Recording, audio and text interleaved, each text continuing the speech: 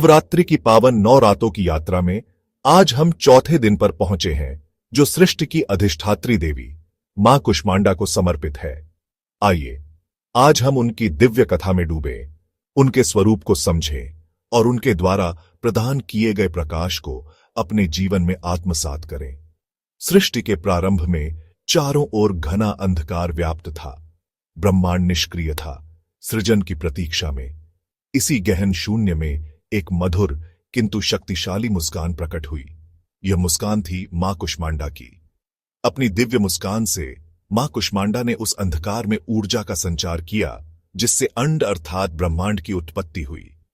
इसी अंड से सृष्टि के समस्त तत्व, सूर्य, चंद्रमा, तारे और जीवन का प्रत्येक अंश प्रकट हुआ। उनके नाम का अर्थ भी यही दर्शाता है। कु अर्थात छोटा, उष्मा अर्थात ऊर्जा या गर्मी, और अंड अर्थात ब्रह्मांडीय अंडा। इस प्रकार मां कुष्मांडा को सृष्टि की आदि शक्ति और ब्रह्मांड की सृजनकर्ता माना जाता है। मां कुष्मांडा का स्वरूप अत्यंत विशिष्ट है। उनकी 8 भुजाएं हैं, जिनमें वे कमंडल, धनुष, बाण, कमल पुष्प, अमृतपूर्ण कलश, चक्र, गदा और जपमाला धारण करती हैं।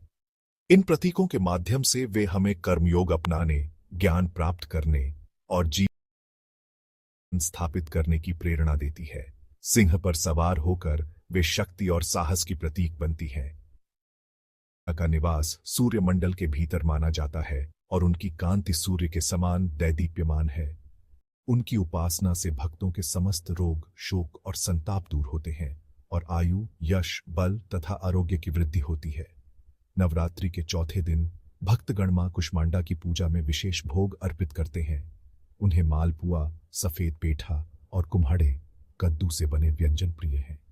इन प्रसादों से मां को प्रसन्न कर भक्त उनकी कृपा प्राप्त करते हैं। आइए अब हम मां कुष्मांडा की आरती करें और उनके दिव्य गुणों का स्मरण करते हुए अपने जीवन में सकारात्मक ऊर्जा और उत्साह का संचार करें। मां कुष्मांडा की कृपा से हम सभी के जीवन में सुख, समृद्धि और स्वास्थ्य की वृद्धि हो।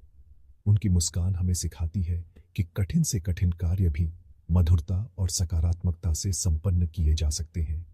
जय मां।